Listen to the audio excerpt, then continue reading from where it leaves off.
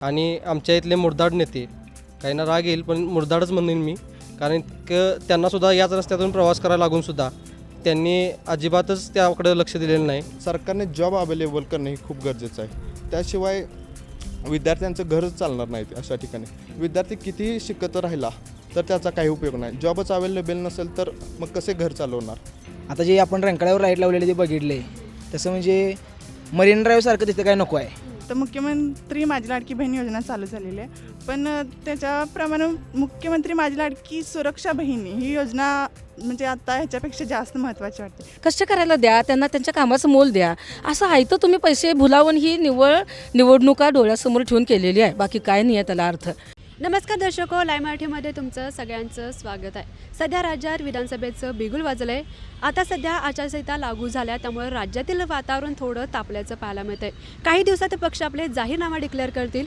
या जाहीरनाम्यामध्ये कोणकोणते मुद्दे येणं अपेक्षित आहे, याबद्दल यूथ आणि सर्वसामान्य नागरिक काय विचार करतात हे आपण जाणून घेणार आहोत या व्हिडिओच्या माध्यमातून. मी सध्या आले आहे शिवाजी युनिव्हर्सिटीमध्ये. येथे काही विद्यार्थी आहेत, त्यांच्याशी आपण या संदर्भात चर्चा करणार आहोत. काय वाटते तुला, महाविकास आघाडी यायला पाहिजे की महायुती यायला पाहिजे? कोणीही निवडून यावं, पण तिने आपल्या समाजासाठी कार्य करावं मला इतकंच वाटतं. महिलांसाठी तिने कार्य केलं पाहिजे. करत आहेतच, पण अजून थोडं करणे गरजेचं आहे. तिला पैसे देऊन फक्त असे लाडकी वगैरे बहीण योजना नसता कामा नये, पण तिला इंडिपेंडन्स मिळाला पाहिजे इतकंच मला वाटतं. वेगवेगळ्या रोजगाराच्या संधी तिला उपलब्ध झाल्या पाहिजेत असं मला वाटतं. काय वाटते, कोल्हापूरचा विकास झाला की नाही? सरळ शब्दात सांगायचं झालं तर, आणि जरी माझी इच्छा नसली तर कोल्हापूरचा विकास हा अजिबातच झालेला नाही. तुम्हीच येताना प्रवास करताना तुमच्या लक्षात आलं असेल की किती तुम्हाला खड्ड्यातून प्रवास करावा लागला आहे. खरं तर ही कोल्हापूरच्या दृष्टीनं शोकांतिक आहे की आम्हाला मूलभूत गरजांसाठी झटावं लागते, झगडावं लागते.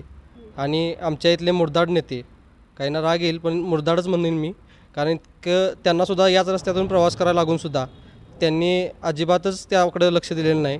दुसरा प्रश्न आहे, कोल्हापूर पर्यटनदृष्ट्या खूप पुढारलेलं असं आपण समजलं जातो, किंवा कोल्हापूरला बऱ्याच पर्यटन क्षेत्रांची देणगी निसर्गानं बहाल केलेली आहे. पण तरीसुद्धा पर्यटकांच्या बाबतीत जे मूलभूत सुविधा पर्यटकांना द्यायला लागत असतील, म्हणजे महालक्ष्मीच्या अंबाबाईच्या परिसरातसुद्धा स्वच्छतागृहाची वानवा सगळीकडे जाणवते. शहरवासियांनासुद्धा या वानवेचा सामना करावा लागतो. त्यामुळं कोल्हापूरला जर मूलभूत सुविधाच मिळत नसतील तर मोठमोठ्या IT पार्कचे किंवा बाकीच्या गोष्टींची अपेक्षा तरी करणं योग्य आहे का नाही असा प्रश्न आम्हाला पडतो आहे. त्यामुळे साधारण कोल्हापूरचा विकास झालेला नाही असंच उत्तर मी तुम्हाला देईन. आता विधानसभा निवडणुका तोंडावर आल्यात. महाविकास आघाडी विरुद्ध महायुती अशी लढत पाहायला मिळणार आहे. तुम्हाला काय वाटते, महाविकास आघाडी यायला पाहिजे की महायुती यायला पाहिजे? खरं तर जनतेचं सरकार असं सगळीकडं म्हणजे प्रचार सुरू असतो. मी नेमकी महायुती येईल की महाविकास आघाडी हे तुम्हाला सांगणार नाही, पण जो कोणी येईल त्याच्याकडून ज्या आमच्या अपेक्षा आहेत त्या तरी या सरकारने त्या पूर्ण कराव्या आणि जनतेला स्वावलंबी व्हायला शिकावं. परावलंबी किंवा कुठल्या तरी एखाद्या निधीच्या एखाद्या हप्त्यावर अवलंबून त्यांना ठेवू नये. त्यांच्या हाताला काम द्यावं, जेणेकरून कायमस्वरूपी उत्पन्न त्या माध्यमातून निघून हाताला काम मिळून कुटुंबाचा चरितार्थ ते स्वतः चालवू शकतील इतकं सक्षम त्यांना जर बनवायला हे महाविकास आघाडी सरकार किंवा महायुती सरकार जर लायक बनलं तर नक्कीच ती आनंदाची बाब असेल. येणाऱ्या सरकारकडे काय अपेक्षा असणार आहेत यूथ म्हणून? तुमच्या मागण्या काय असणार आहे? बाबा या गोष्टी आता जाहीरनामा डिक्लेअर होतील. काँग्रेसचा जाहीरनामासुद्धा परवा डिक्लेअर झाला आहे. काही पक्ष पण आता डिक्लेअर करतील. तुम्हाला काय वाटतं, जाहीरनाम्यामध्ये कोणते मुद्दे येणं अपेक्षित आहे? पहिली गोष्ट तर मूलभूत सुविधा सगळ्या नागरिकांना मिळाल्या पाहिजेत. अन्न, वस्त्र, निवाराबरोबर शिक्षण आणि आरोग्यसुद्धा म्हणजे करायचं असेल तर शिक्षण आणि आरोग्य या सुविधा तुम्ही माफक फीमध्ये किंवा नगण्य फीमध्ये तुम्ही सगळ्यांना प्रोव्हाइड केलं पाहिजे. दुसरी गोष्ट, जाहीरनामे जे येतील त्याचा कितपत अंमल होतो किंवा कितपत त्याच्यानंतर पाठपुरावा होतो हा तर खरं तर संशोधनाचा विषय आहे. पण सध्याची तरुणाई जर बघितली तर व्यसनांच्या मागे आणि या जातीपातीच्या आणि धर्माच्या मागे भरकटत चालली आहे. तर त्या तरुणाईला योग्य मार्गावर आणण्यासाठी या सरकारला काय करता येईल का, किंवा जे जातीपातीचे विष समाजात सध्या पसरवता आले त्याची विषवल्ली कुठंतरी मुळासकट उपटून टाकता येते का, हे बघणं खरं तर म्हणजे हा या सरकारचा पुढला मोटिव्ह असला पाहिजे. एका ठराविक टप्प्यापर्यंत ठीक आहे की धर्म, जाती असते, सगळ्यांना असते, सगळ्यांच्या असतेचा प्रश्न येतो. पण त्यानंतरसुद्धा मानवी जे मूलभूत गरजा आहेत किंवा मानवी ज्या आपल्या पोटासाठी आपण काहीतरी लागतो म्हणतो, तर त्या पोटासाठी नेमकं सरकार काय करते हे बघणं खरं तर औत्सुक्याचं ठरणार आहे. आता यूथसाठी मुख्यमंत्री माझा लाडका भाऊ योजना जाहीर झाल्या. त्या योग्य योजना आहे की अयोग्य आहे? खरं तर कोणत्याही योजना ह्या समाजाच्या किंवा आता हे तरुणाईसाठी जर योजना आहे तर ती तरुणाईच्या भल्यासाठी सुरू केली जाते. त्यामध्ये लाडक्या भाऊ योजनेअंतर्गत बऱ्याच गोष्टी त्यांनी ॲडप्ट करून तरुणाईला हुतकरू करण्यासाठीचा प्रयत्न चाललेला आहे असं दिसते. पण ती योजना त्याला बरेच असे निकष जोडलेत की जे ते सर्वसामान्य यूथ त्यामध्ये सगळ्याच मोठ्याच प्रमाणात गुंतला जात नाही. त्यामुळं सगळ्याच तरुणाईसाठी कुठली योजना अंमलात आणता येते का, त्यांच्या तरुणाईच्या शिक्षणासाठी. आता जर महाराष्ट्र सरकारनं म्हटलं की मुलींना मोफत शिक्षण आहे, असं जर आपलं महाराष्ट्र सरकारनं ट्युशन फी वगैरे माफ करून मुलींचं शिक्षण वाढवण्यासाठी एक चांगला निर्णय घेतला असं मी मानतो.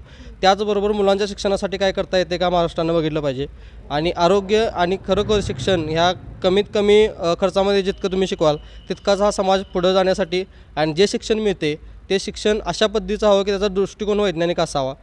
सारासार विचार करण्याची सद्सद्विवेक बुद्धी त्या विद्यार्थ्यांना शिक्षणाच्या माध्यमातून मिळावी असे प्रयत्न सरकारने केले पाहिजेत. इतिहासाशी कोणतीही प्रकारची छेडछाड न करता इतिहासातून जितकं चांगलं घेता येईल तितकं घेऊन त्यानंतर जे राजकीय त्याचा जो फायदा उठवता येतो का बघतात, तर तो फायदा त्यांनी इतिहासाच्या माध्यमातून तरी.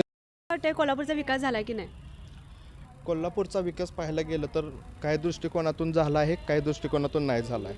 म्हणजे काही भाग पाहायला गेलं तर आपण एस टी स्टँडच्या ठिकाणी कोल्हापूरचा तिथं विकास पाहायला मिळत नाही. तिथं अनेक लोक कचरा फेकतात आणि हा सरकार कायम त्याच्याकडे दुर्लक्ष करत आलेलं आहे. आणि रेल्वे स्टँडच्या तिथं कायम दुर्गंधी पसरलेली असते आणि तिथं कुणालाही काही लेणं देणं नसतं. आणि दुसरा एक महत्त्वाचा मुद्दा म्हणजे KMT बसेसमध्ये अशी गर्दी वाढलेली आहे विद्यार्थ्यांची की एखादी जनावरे सकट अशी कोंबून नेतात ना, तसे त्यात मुलांना कोंबून नेले जाते. असंही सरकारने ह्यांच्याकडेही सुविधा केल्या पाहिजेत की विद्यार्थ्यांना अनेक बसेस उपलब्ध झाल्या पाहिजेत की त्यातून विद्यार्थ्यांची गैरसोय होणार नाही. आणि म्हणजे काही विद्यार्थी बाहेरून येतात आपल्या इथं कोल्हापूरमध्ये शिकायला, विद्यापीठ असो वगैरे काही मोठमोठ्या कॉलेजेसमध्ये, त्यांना इथं येण्याची सोय नसते KMTमधून. ही एक सुविधा झाली पाहिजे अशी सरकारकडून मी अपेक्षा धरतो. आणि काही रस्ते आणि इथं ट्रॅफिक सिग्नल पाळले जात नाहीत थोडक्यामध्ये काही ठिकाणी. आणि काही रिक्षावाले तर आडवे येतात. परवा दिवशी तर आमची मैत्रीण रस्त्यावरच पडली. असे रिक्षावाल्यांना आडवी मारल्यामुळे का नाही ते रस्त्यावरच पडली. त्यामुळे ह्याकडे सरकारनेही ट्रॅफिक सिग्नल वगैरे त्याकडेही लक्ष दिले पाहिजे असे वाटते मला. आता काही दिवसात जाहीरनामा डिक्लेअर होतील, पक्ष आपले जाहीरनामा डिक्लेअर करतील. यूथ म्हणून काय वाटते, कोणकोणते मुद्दे त्याच्यात येणं अपेक्षित आहेत? राज्याचे असो किंवा कोल्हापूरच्या विकासाबाबतीत कोणते मुद्दे येणं अपेक्षित वाटतात? सगळ्यात महत्त्वाचं, मी तरुण असल्यामुळे मला माझा महत्त्वाचा मुद्दा म्हणजे बेरोजगारी. आपल्या महाराष्ट्रामध्ये नाही तर संपूर्ण देशामध्ये बेरोजगारी वाढत चाललेली आहे. आता तरुण विद्यार्थी एवढा शिकत चालला आहे तरी पण तरुणांना काही जॉबच अवेलेबल नाही. ते सरकारने जॉब अवेलेबल करणे हे खूप गरजेचं आहे. त्याशिवाय विद्यार्थ्यांचं घरच चालणार नाही. अशा ठिकाणी विद्यार्थी कितीही शिकत राहिला तर त्याचा काही उपयोग नाही. जॉबच अवेलेबल नसेल तर मग कसे घर चालवणार. त्यासाठी सरकारनं बेरोजगार दूर करण्यासाठी काही उपाययोजना केल्या पाहिजेत असं मला वाटतं. शासनानं मुख्यमंत्री माझा लाडका भाऊ योजना जाहीर केल्या आहे. तुम्हाला काय वाटते, त्याचा तुम्हाला फायदा होतोय का नाही? आत्ता तर सध्या मला त्याचा काय फायदा होत नाही, कारण का मी विद्यार्थी असल्यामुळे अजून त्याचं ते कुणासाठी आहेत, फक्त ज्यांनी जॉबसाठी जॉब केला आहे इंटर्नशिपसाठी. पण ते फायदा होईल असं वाटते मुलांना त्याचा काय भविष्यात, की योग्य आहे की नाही हा निर्णय? कोणतीही योजना अशी अयोग्य नसते, ती योग्यच मार्गाने काढली जाते. पण ह्याचा आत्ता तर मला काय वाटत नाही फायदा होईल विद्यार्थ्यांना. जर जॉबच प्रॉपर नसेल तर मग त्याचं काय उपयोग असेल. मुलींना कसं मोफत शिक्षण लागू केलं आहे, तसं तुमच्या काय अपेक्षा, अजून काय योजना तुम्हाला लागू व्हावे, जसं तुम्हाला शिक्षणाला पण त्याचा फायदा होईल आणि तुम्हाला नोकरीसुद्धा मिळेल ते? हां, तसे मुलांना पण काही विद्यार्थी गरीब कुटुंबातील आहेत, त्यांच्यासाठीही मोफत शिक्षण झालेच पाहिजे. फक्त मुलींना ही देणं गरजेचंच आहे, पण मुलांनाही सकट देणं गरजेचं आहे. काही ठिकाणी विद्यार्थी असे आहेत की त्यांच्याकडं दिवसाचं खर्च भागवण्यासाठी पैसे नसतात तरी पण ते शिकतात.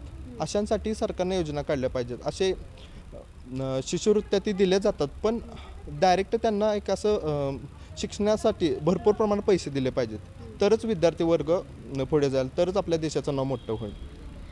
महाविकास आघाडी आणि महायुतीची लढत आपल्याला विधानसभेला पाहायला मिळणार आहे. काय वाटते की कोण निवडून यायला पाहिजे, महाविकास यायला पाहिजे की महायुती यायला पाहिजे? ह्यापैकी मी काही बोलू शकत नाही कोण निवडून यायला पाहिजे, पण एवढंच की जी कोण पुढचं सरकार असेल त्यानं आपल्या महाराष्ट्राचा विकास केला पाहिजे. महाराष्ट्राचा विकास झाला तरच आपल्या जिल्ह्याचा विकास होईल, जिल्ह्याचं झालं तर तालुका विकास होईल, तालुका झाला तर आपलं गाव विकास होईल. ह्या दृष्टिकोनातूनच आपल्या महाराष्ट्राचा विकास करेल तेच सरकार निवडून यायला पाहिजे अशी माझी अपेक्षा आहे. सध्या घडामोडीचं जे राजकारण चाललं आहे त्या यूथ म्हणून कसं बघताय, काय वाटते ते राजकारण बघताना? सध्याचं राजकारण पाहायला गेलं तर अतिशय घाणेरडं राजकारण म्हणायला हरकत नाही. पण सध्याच्या राजकारणामुळे अनेक तरुणांच्यावर परिणाम होत आहे. अनेक महत्त्वाच्या समस्यावर बोलणे बंद झाले आहेत. ह्यातून ही तरुणांवर बोलण्याचे बंद झाले आहेत त्याही असं मला वाटतं. कारण का आत्ता तरुणांच्या बेरोजगारीचा प्रश्न ह्यो बाजूला सोडून सरकार अनेक ठिकाणी वेगवेगळ्या मार्गाने हे करत आहेत, म्हणजे त्यांच्यात भांडणं करत आहे. पण विद्यार्थ्यांच्या समस्याकडे कोण लक्षच देत नाही. ह्या दृष्टिकोनात सरकारने विद्यार्थ्यांच्या समस्या आणि शेतकऱ्यांचाही प्रश्न किती आहेत, काही भागात ठिकाणी अवकाळी पाऊस पडत आहे, किती पिकांचे नुकसान होत आहे, जे पीक विमा नुसतेच नावापुरतेच काढलेत असे मला वाटतं. त्याचा शेतकऱ्यांना कुठलाच फायदा होत नाही. त्या दृष्टिकोनातून शेतकऱ्यांनीही बघितलं पाहिजे की शेतकरी वर्ग असो, जर शेतकरी वर्गाचं व्यवस्थित झालं नाही तर मग आपण कसे जेवणार, अन्न कसे हे ग्रहण करणार. त्यासाठी शेतकरी वर्ग जर सुखी असेल तरच आपण सुखी असू. त्या दृष्टिकोनात शेतकऱ्यांचाही विकास झाला पाहिजे, त्यांच्याही काही योजनांना लाभ मिळाला पाहिजे असंही सरकारने बघणे गरजेचं आहे. काय वाटतं कोल्हापूरचा विकास झाला की नाही? कोल्हापूरचा विकास तसं बघायला गेलं तर झाला आहे बऱ्यापैकी, पण रस्त्यांच्याकडे जर बघितलं तर असं नाही वाटत की प्रॉपर असं झालं आहे. कोणतं पण सरकार आलं तर त्या सरकारकडं काय अपेक्षा असणार आहेत? युथ म्हणून तुमच्या काय मागण्या असणार? आता जे आपण रंकाळ्यावर लाईट लावलेले ते बघितले तसं म्हणजे मरीन ड्राईव्हसारखं तिथं काय नको आहे. मरीन ड्राईव्हसारखं तिथं म्हणजे रंकाळ्याच्या बॅक साईडला म्हणजे वातावरण नसतेच चांगलं तिथं, तिथं जरा लक्ष द्यायला पाहिजे असं मला वाटते. कोल्हापूरचा विकास झाला की नाही? कोल्हापूरचा विकास थोड्या प्रमाणात झालेला असं दिसतोय आणि थोडा अजून रस्त्याच्या बाबतीत तर काय अजून काय नाही आहे. कारण रस्त्याचं बांधकाम चालू आहे, पण जिथं जिथं ठिकाणी अजून बांधकाम झालेलं नाही तिथं ठिकाणी गर्दी बहुत होते आणि त्याच्यामुळं नागरिकांची पण म्हणजे हेडसाळ होते आणि रस्ते पावसाच्या ह्याच्यामुळे चिखल खूप आहे, त्याच्यामुळे घसरण ते पाण्याचे डबके, त्याच्यामुळे ते रस्त्यांची हाल झालेलं खूप. महिला मुलगी म्हणून सरकारकडं काय अपेक्षा आहे तुला? आता मुख्यमंत्री माझी लाडकी बहीण योजना चालू झालेली आहे, पण त्याच्याप्रमाणे मुख्यमंत्री माझी लाडकी सुरक्षा बहीण ही योजना म्हणजे आता ह्याच्यापेक्षा जास्त महत्त्वाची वाटते. कारण बदलापूरमध्ये जे बलात्कार झालेला आहे किंवा इथं शिएपर्यंत आपल्या इथंपर्यंत पण जे घटना घडलेली ती म्हणजे फार वाईट घटना आहे. त्याच्यामुळं माझी लाडकी सुरक्षा बहीण योजना ही मुख्यमंत्र्यांनी आणावी अशी इच्छा आहे. जे बदलापूरचं म्हणलीस तू, बदलापूरमध्ये ज्या आरोपीला एन्काउंटर केला तो योग्य होता का अयोग्य काय वाटते? कारण की विरोधकांकडून पण याच्यावर टीका केली जाते. मग काय वाटते तुला, हे निर्णय योग्य होता का अयोग्य होता? निर्णय तसा योग्य वाटतोय, कारण संविधानाच्या आता 2 दिवसापूर्वी न्यायदेवची त्याची डोळ्यावरील पट्टी काढलेली आहे. त्याच्यामुळे आणि हातात संविधान, तलवारीचे जे संविधान आहे त्यामुळे संविधानप्रमाणे किंवा कायद्याप्रमाणे चालावे असं वाटतं. आता मुख्यमंत्री माझी लाडकी बहीण योजना चालू आहे, तुला मिळते त्याचे पैसे? हो, मला लाभ आहे त्याचा. मग काय वाटते तुला, ही योजना योग्य आहे की अयोग्य आहे? योजना तशी मला लाभ मिळतोय, पण योजना अयोग्य आहे. कारण इकडे पैसे देत आहेत पण त्याच्याप्रमाणे महागाई पण वाढते, त्याच्यामुळे हेच पैसे महागाईमध्ये चाललेले आहेत असं वाटतं. एकनाथ शिंदे मुख्यमंत्री आहेत, त्यांचं काम कसं वाटतं तुला? काम त्यांचं चांगलं चालू आहे. हो, बहीण. मग त्यांच्याकडं पुढं भविष्यात काय अपेक्षा असणार आहे? जर ते मुख्यमंत्री झाले तर काय अपेक्षा असणार आहे तुझ्या? आता हेच मी म्हटल्याप्रमाणे महिलांबद्दल किंवा जास्त सुरक्षा आता म्हणजे त्यांनी करावी, ते आहे. नंतर मग बाकी चांगलं. मॅडम काय वाटते, कोल्हापूरचा विकास झाला की नाही? कोल्हापूरचा विकास तसा झालेला नाही आहे. म्हणजे आज आपण पुण्यासारख्या ठिकाणी गेलो तर कोल्हापूरला आलं की आपण खेडं आहे असं वाटायला लागते. म्हणजे खरोखर माझाच अनुभव तो आहे. कारण कोल्हापूरला त्या प्रमाणात निधी मिळत नाही. जो बेसिक विकास व्हायला पाहिजे, पायाभूत जो विकास व्हायला पाहिजे. आज दिसतात रस्ते झालेले आहेत, पण रस्त्याच्या कडेला चालायला फुटपाथ व्यवस्थित नाही आहेत, बाकीच्या ॲम्युनिटीज नाही आहेत किंवा गार्डन्स व्यवस्थित नाही आहेत आपल्याकडं. पाण्याची व्यवस्था आता थोडी व्हायला लागली आहे. थेट पाईपलाईन झाल्यामुळं थोडं पाण्याचा प्रश्न हा तसा सुटायला लागला आहे. तरी पण त्याच्यामध्ये बऱ्यापैकी गळती वगैरे होत असते. पण एकूण पायाभूत विकास हा फार कमी झाला आहे असं वाटतं. शैक्षणिक हब आहे आपल्याकडं कोल्हापूर, मोठ्या कॉलेजेस यायला लागलेत आपल्याकडं, पण त्या मानानं विकास तसा नाही आहे. कोल्हापूर अजून खूप विकास होऊ शकतो कोल्हापूरचा. पण इथल्या सगळ्या एकूण राजकारणी, समाजकारणी लोकांनी ह्या गोष्टी मनावर घ्यायला पाहिजेत. म्हणजे राजकारणासाठी राजकारण करू नये. म्हणजे कुणीही ज्यांनी करायचं आहे त्यांनी लोकांसाठी राजकारण करावं, समाजाच्या विकासासाठी आपला मतदारसंघ आहे त्या मतदारसंघाच्या विकासासाठी राजकारण करायला पाहिजे.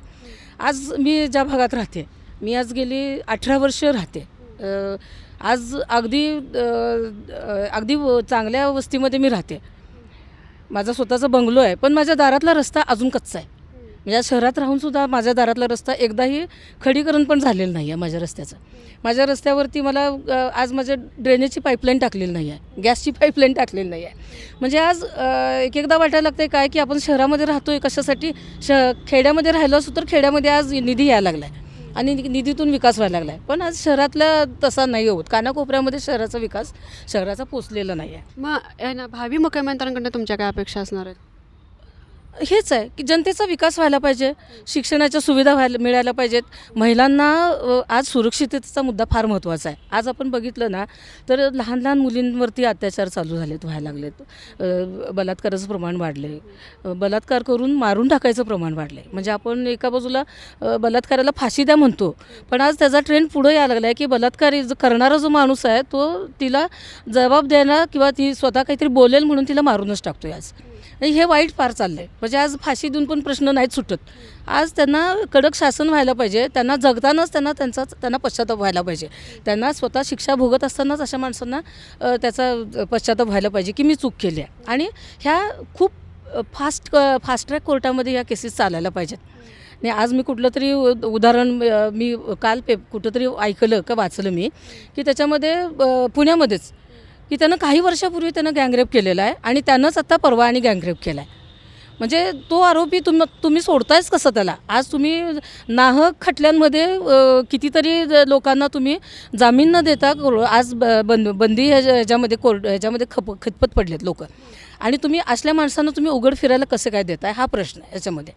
त्यामुळं महिलांच्या अत्याचाराच्या बद्दल देखील काटेकोरपणे लक्ष घालणारा अशा पद्धतीचं मुख्यमंत्री पाहिजे. लहान मुलांचं लैंगिक शोषण व्हायला लागले, मुलांचं मुलींचं, त्याच्यावरती काहीतरी आळा घालायला लागेल. महिलांच्या सुरक्षेसाठी ठोस कोणती पावलं उचलायला असं पाहिजे? कारण की कायदा आहे तरीसुद्धा फाशी शिक्षा वगैरे होत नाही. मग काय ठोस पावलं राज्य सरकारनं उचलायला पाहिजे जेणेकरून हे अत्याचार होणार नाहीत? आज एक अत्याचार होऊच नाही अशा पद्धतीची व्यवस्था निर्माण करणं. आज महिलांना सुरक्षितता म्हणजे मला आज माझ्यावर अधिकार आहे, म्हणजे मी काय घालते ह्याच्यावरती दुसऱ्यांनीही करू नये. त्यांना आज समाजामध्ये पुरुषांना बदलायची गरज आहे. पुरुषांना स्त्रीकडं कशा पद्धतीनं बघायचं, ती व्यक्ती आहे ह्या पद्धतीनं आपल्याला बघायला लागेल. आणि त्या पद्धतीचा आज लहान मुलांपासूनच त्यांच्यावरती संस्कार त्या पद्धतीचे करायची गरज आहे. तरच हा काही असा आज काहीतरी निर्णय घेतला आहे आणि उद्या हा मुद्दा संपला आहे अशी अवस्था नाही होणार. ह्याला वेळ द्यायला लागणार आहे. पण आज लोकांना ह्याच्यामध्ये समाजाला जागृत करणं, शिक्षित करणं आणि लहान मुलांवरच त्या पद्धतीनं संस्कार करायला चालू करणं, ह्यातूनच ह्या प्रश्नांकडे आपण सोडवू शकतो हे प्रश्न असं मला वाटतं. मुलींच्या संरक्षणासाठी सेल्फ डिफेन्स कोर्सेस व्हायला पाहिजे की नको? पाहिजेतच. मुलींना उलट घरात मला जाहीर सांगायचं आहे, आईवडिलांनी घरातल्या आजी आजोबांनी कुणीही मुलींना कमजोर म्हणून वाढवूच नाही आहे, त्यांच्यावर संस्कारच करू नयेत तशा पद्धतीचे. ती एक स्ट्रॉंग आहे, व्यक्ती आहे, अशा पद्धतीनंच तिनं 2 हात कुठल्याही गोष्टीला 2 हात करणं ह्या पद्धतीनंच आपण तिला स्ट्रॉंग कणखर बनवायला पाहिजे. मुली ह्या आणि बायका ह्या स्ट्रॉंग आहेत, त्या काही कमजोर नाही आहेत. पण ह्या समाजानं त्यांना त्या पद्धतीनं तू असंच वागायचं, तू तसंच वागायचं, तू असेच कपडे घालायचे, तू समाजामध्ये वावरताना अशा पद्धतीनंच वावरायला पाहिजे, अशा पद्धतीची जी बंधनं घातलेली आहेत तथाकथित सगळ्या या आपल्या समाजव्यवस्थेनं, ती सगळी आज भिरकावून द्यायची गरज आहे. आणि त्या एक व्यक्ती आहेत, व्यक्ती म्हणून त्यांची आज वाढ करायची गरज आहे. त्यांना तशा पद्धतीची वागणूक आणि त्यांना आकाश मोकळं करून द्यायची गरज आहे असं वाटतंय. आता अक्षय चंद्राचा एन्काउंटर झाला, त्या काय वाटते महायुतीने जो हा निर्णय घेतला आहे तो योग्य आहे की अयोग्य? एक महिला म्हणून कसं बघताय याकडं? चुकीचा आहे तो निर्णय चुकीचा आहे. असं का वाटतं चुकीचं? एन्काउंटर करणं चुकीचंच आहे. एन्काउंटर केल्यावरती तो मरून गेला, त्याच्यावर आज व्यवस्थित आज कायद्याचं राज्य आहे आपल्याकडं, कायद्याचं राज्य आहे, घटनेचं राज्य आहे. आजकडं संविधान आहे आपल्याकडं, एक पोलीस यंत्रणा आहे पूर्ण आपल्याकडं, जी समाज आपला हा सगळा आपण जनता आपण तो सगळा आपण भागवतो सगळा त्यांचा खर्च. आणि ह्या लोकांनी त्याचा व्यवस्थित तपास करून त्यातल्या जे कोणी आरोपी असतील त्यांना शिक्षा होण्यासाठी प्रयत्न करायला पाहिजे होते. आणि तर त्याला ताबडतोबीनं जर शिक्षा झाली असती फास्ट ट्रॅक कोर्टामध्ये तर तो प्रभाव जास्त ठरला असता चांगला. कारण त्याचं एन्काउंटर करून प्रश्न नाही सुटत. तुम्ही फक्त एका दिवसाचे तुम्ही स्वतःला फार कॉलर ताट करून घ्याल, त्याला काही अर्थ नाही आहे. किंवा एखाद्याचं एन्काउंटर झाला म्हणून तशा पद्धतीचे गुन्हे घडायचं बंद झालं अशी अवस्था नाही आहे. गुन्हे घडतच राहिलेत, गुन्हे घडतायत त्याच्यावरती करा ना उपाय. तुम्ही असले एन्काउंटर करून तुम्ही काय स्वतःला हे समजताय का? हिटलर समजताय का? अशा पद्धतीनं चुकीचंच आहे एखाद्याला मारणं. त्याच्यावरती अजून तो आरोपी आहे, त्याच्यावर त्याला शिक्षा होऊन कोर्टानं ठरवायचं आहे की तो गुन्हेगार आहे की नाही ते. मुख्यमंत्री माझी लाडकी बहीण योजना योग्य आहे की अयोग्य आहे? अजिबात योग्य नाही आहे. कष्ट करायला द्या ना त्यांना, कष्ट करायला द्या त्यांना, त्यांच्या कामाचं मोल द्या. असं आहे तर तुम्ही पैसे भुलावून ही निवडणुका डोळ्यासमोर ठेवून केलेली आहे, बाकी काय नाही आहे त्याला अर्थ. आज बऱ्याच ठिकाणी ह्या गोष्टी झाल्यात. आज मला वाटते मध्य प्रदेशमध्ये पण होतं, ते बंद पडली, अनेक ठिकाणी होत्या. असं तुम्ही फुकाफुकी पैसे देऊ नका. कुणाचा पैसा? जनतेचा पैसा तुम्ही असं द्यायला लागला आहे. दुसऱ्या योजनांमधला पैसा वळवून देत आहे तुम्ही. आज दलित विद्यार्थ्यांचा आणि बाकीचे जे कमी अल्पभूधारक आहेत, कमी पैसे कमावणारी जी कुटुंब आहेत, त्यांच्यासाठी बार्टीसारख्या ज्या शिष्यवृत्तीच्या योजना आहेत तिकडचा निधी वळवला. बाकीचा सगळ्या ठिकाणचा निधी वळवून तुम्ही आज महिलांना पैसे वाटले. हे तुम्ही निव्वळ आम्हाला मतं द्या म्हणून बोलावून केलेलं आहे. ह्याला काही अर्थ नाही आहे. आणि अशा पद्धतीच्या योजना चालवणं सवंग लोकप्रियतेसाठी आहे, बाकी काय त्याला अर्थ नाही आहे. तुम्ही त्या लोकांना काम द्या, त्या कामाचा मोबदला द्या तुम्ही, आणि त्यांना कामाचं महत्त्व जाणवून देऊ द्या. आयता पैसा देऊ नका तुम्ही. तर या होत्या यूथ आणि सर्वसामान्य नागरिकांच्या प्रतिक्रिया. तुम्हाला काय वाटतंय, जाहीरनाम्यामध्ये कोणकोणते मुद्दे येणं अपेक्षित आहे हे आम्हाला कॉमेंट्स करून नक्की सांगा. कॅमेरा पर्सन अक्षता गुरुसह मी नीता पोद्दार, लाईव्ह मराठी, कोल्हापूर.